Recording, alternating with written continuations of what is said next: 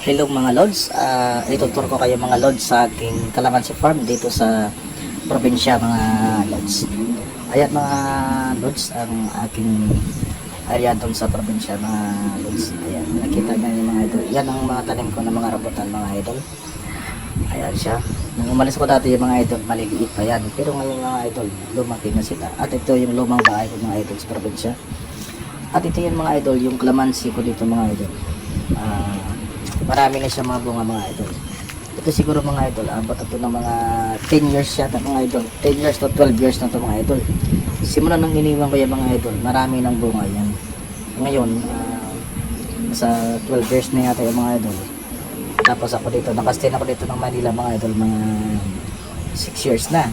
At ilang years ko na mga idol iniwanan. Kaya yung mga tanim ko ng mga rambutan ng mga idol at saka yung mga kalamansi ko, malalaki na halos at saka mga daming bunga ng mga idol. Ayan mga idol, napakagandang lugar ko dyan mga idol sa probinsya mga idol. Ayan ang lumang bahay ko mga idol. Kubo yan dati mga idol. Ang lumang bahay ko yung isa. At ito yung pinakamalawak ko na Calamansi Farm mga idol.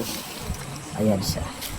Ito nga mga idol, iba yung may nakita na ako patay idol na kalamansi ko mga idol.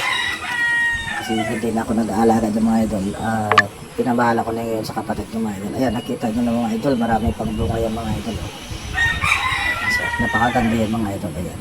Nakikita mo mga idol, ang dami yan mga idol. Siguro mga nasa malapit na 1,000 puno yung mga idol. Nasa malapit na 1 hectare kasi mga idol yung kalamansi ko.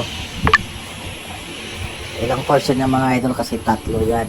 Nakawatak-watak mga idol. Pero ito yung na sentro ng mga idol na kalamansi ko talaga na medyo malawak ka mga idol. Ayan, nakikita yung mga idol. Ang haba yan.